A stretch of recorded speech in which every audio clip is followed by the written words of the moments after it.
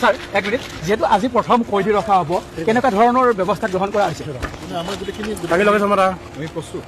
চলিয়ে আছে এনেও অহা কথা আমাৰ চলিয়ে আছে নলবাৰী কাৰাগাৰৰ পৰাও কৈ দিয়া নহ'ব নেকি আজি ইয়াতে হয় কেইজন অনা হ'ব সেইটো কেতিয়াও আমাৰ হোৱা নাই অলপ পিছত গম পাব স্থানীয় লোক হিচাপে আমি ভাল পোৱা নাই ইয়াতে অনাটো এতিয়া আমি তাহাৰ ফাঁচি হতো বিচাৰোঁ আৰু ৰাইজৰ আগত উলিয়াই দিয়াটো বিচাৰোঁ ইয়াতে আমি নিবিচাৰোঁ ইয়াতে অনাটো প্ৰথম হওক দ্বিতীয় সেইটো কথা নাই ইয়াতে অনাটোৱে আমি নিবিচাৰোঁ তাহাক আমি ইয়াতে সুৰপাটোৱে নিবিচাৰোঁ তাহাক আমি আমাৰ আমঠু আছিল আজি জুবিনদাক মাৰাৰ কাৰণে সিহঁতক ফাঁচি বিচাৰোঁ জুবিন দাই ন্যায় পাব লাগে এইটোৱে বিচাৰোঁ জাষ্টিছ ফৰ জুবিন দা জাষ্টিছ ফৰ জুবিন দা আমি সেইটোৱে বিচাৰোঁ এইখিনিয়ে বিচাৰোঁ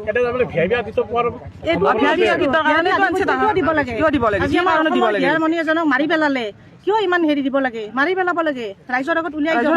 মাৰি পেলাওক আমি আছো নহয় গোটেই কিমান ৰাইজ আছে সজাগ হৈ আছে সকলোৰে তেওঁলোক একচুৱেলি ভিআইপি নহয় চাওক মই প্ৰথমতে কওঁ মই জুবিন দাৰ বহুত ডাঙৰ অনুৰাগী হয় তেখেত চৰকাৰৰ কিছুমান নিয়ম নীতি আছে গম পাইছোঁ চৰকাৰৰ নিয়ম নীতি চৰকাৰে মানি আছে কিন্তু তেওঁলোক ভিআইপি নহয় তেওঁলোকে উচিত শাস্তি পাব লাগে এতিয়া চৰকাৰে যেনেকৈ ন্যায় দিব খুজি আছে আমি চৰকাৰৰ লগতে আছোঁ কিন্তু অতি সোনকালে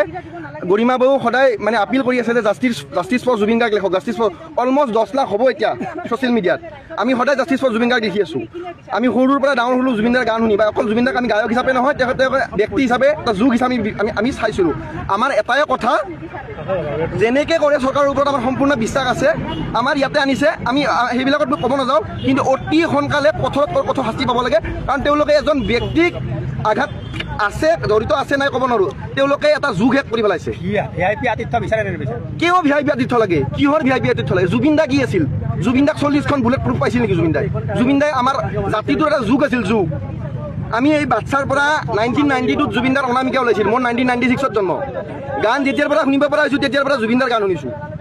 আমি জুবিন দাৰ বাহিৰে বেলেগক চিনিয়ে নাপাওঁ আৰু জুবিন দাক অকল গায়ক হিচাপে নহয় জুবিন দা এজন ব্যক্তি হিচাপে ভাল পাইছোঁ